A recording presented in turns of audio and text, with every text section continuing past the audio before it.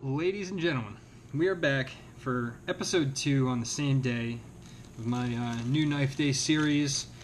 We just went over the Knife Bright acrylic boy's knife number 14 and the Rust Red Micarta number 56 Weaver's Jack, which had the 3-blade. Those are both very cool knives, so if you missed that one, go back and check it out. But, you know, I always start off by wasting a little bit of your guys' time. So I'm going to do that again, even though I'm in the middle of opening my mail, by opening this one piece. And honestly, I'm kind of confused. Okay, I think it's here. So I'm going to go ahead and do the dirty work on the bottom and show you guys a little something before I move on. Now, this is something I've been waiting to get my hands on for a very long time, and I'm sorry about my my washing machine doing that. But look at this, guys.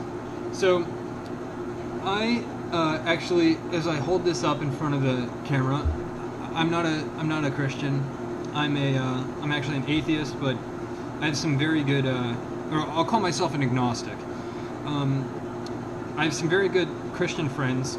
One of them is a pastor, and his wife is a music teacher, and I saw someone making these on Blade forums, and yeah, you know, I love the look of it so much that I went ahead and ordered one from him. It was a guy named Ostab from Norway. These are made out of full titanium, and he anodized it in a range from purple to green for me that I picked. The price was very reasonable. The quality and build is incredible.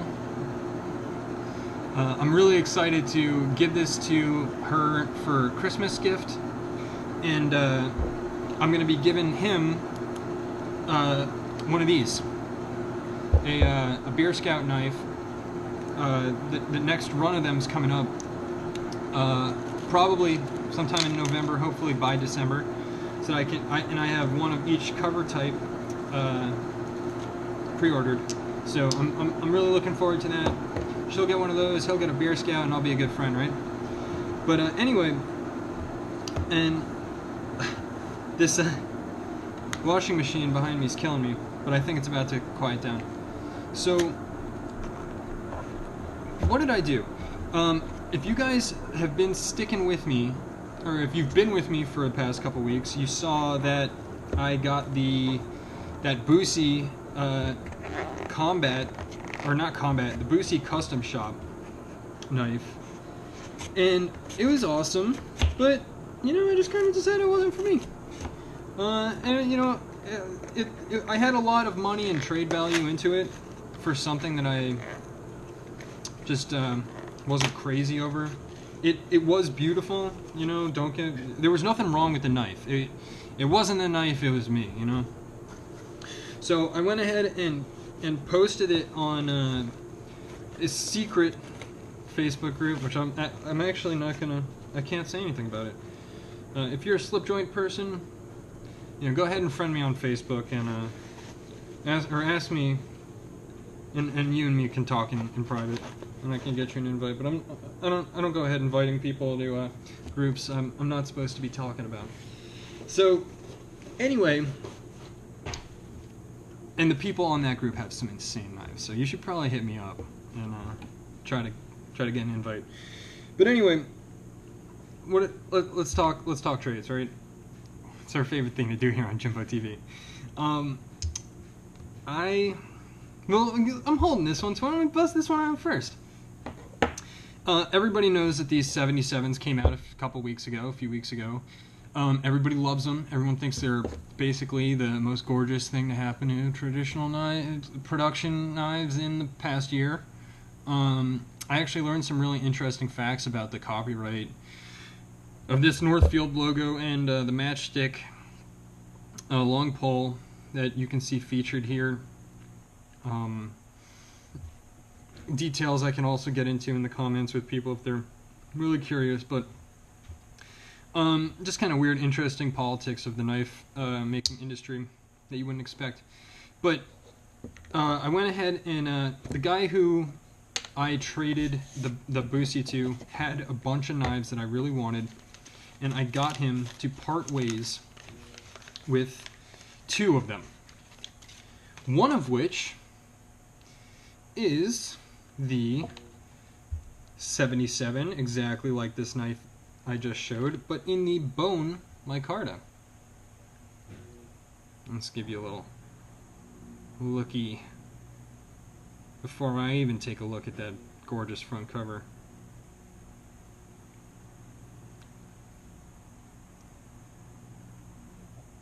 Not rubbing, but a touch to the left. There were some quality control issues in this run. It's fine with me. Little patina forming on the back of the blade. Nothing unreasonable. Blade is still in perfect condition. Wonderful. So, I'll just let you guys take a look at these babies real close. What do you think? Which do you like more? Gotta be honest, I'm still kind of partial to my green, but what I wanted was a knife, a second one, so that I could go ahead and like patina this one up, you know, go ahead and cut some apples, do whatever, and then kind of have one that was stayed the satin finish. Because I do think it's such a nice, beautiful knife. And I'm never opposed to having a backup of a knife that I love. You know, what happens if it breaks? What happens if something, you know? What happens if something happens, right? 1 is none and 2 is 1. So, I've got a second 77 now. But I think this is the knife that we all came here for. Out of all 4 knives that I'm receiving today, this one in particular has garnered a massive reputation for itself out in the slip joint world, even in just the knife world. I'd say people who aren't slip joint collectors have heard about or seen this knife through various channels. I'd say that it was probably the Apostle P's channel and video on this knife that made it really blow up and become so popular and sought after. One just went on eBay for over $400, which is insane. So, without any further ado, I present to you the TC Ancient Barlow, which I've been looking for a long time. It's in the scratted bone that Apostle P also featured on his channel. It does look like this one has been used and carried a bit. The pull is perfect, and look at that blade, man. So this is just a single blade coping blade, a massive, yes, and that's pretty funny. In the last video we were talking about these number designations and what they mean. This is 15C. So they don't even give this large, very unique coping blade style a number. They just say C for coping, which is cool. One of the interesting things about this knife is that I believe it was supposed to come with some kind of patches or whatever of forced patina on the bolsters, but the guy who I traded with went ahead and removed those, polished it up. But they've already got 1 or 2 specks forming back. So yeah, he definitely used and loved this knife. And I could tell he was a bit sad to see it go, but at the same time that Boosie really fit into his collection perfectly. He collects like natural and amber bone knives, and that was just like right in his wheelhouse, you know, and basically the perfect companion knife for any slip joint that he has. So I'm glad we made the trade. I think he's not going to regret this one. I hope he doesn't, because I don't know how willing I'm going to be to trade it back to him.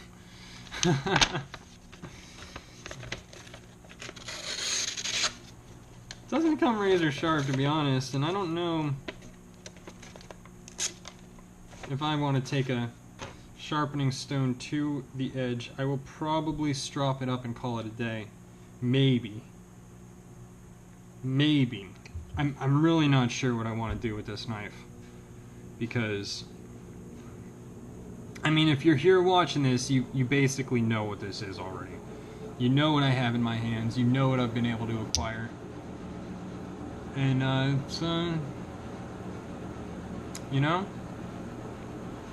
it's a very rare and cool knife. So, you know, I always say I'll probably throw it in my pocket occasionally, but I don't know.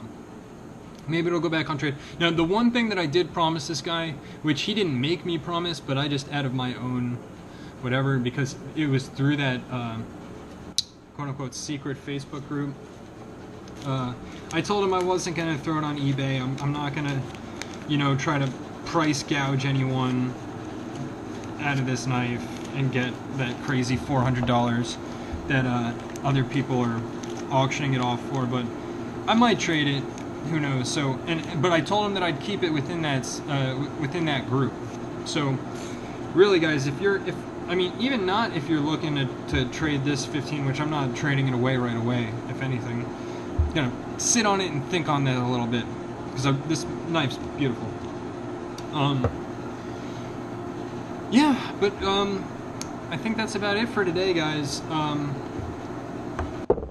Remember to please, you know, if you like my videos, I know there's probably going to be some sound issues with this one because I stupidly did it while my washing machine was going, but it's been 4 days since the mail's come, and I was just so excited to sit down and make these videos for you guys. So I hope you enjoyed. Please subscribe. Please check out that last video. Please check out my other videos, and, you know, thumbs them up, and I'll see you back here next time on Jimbo TV. Thanks, fam.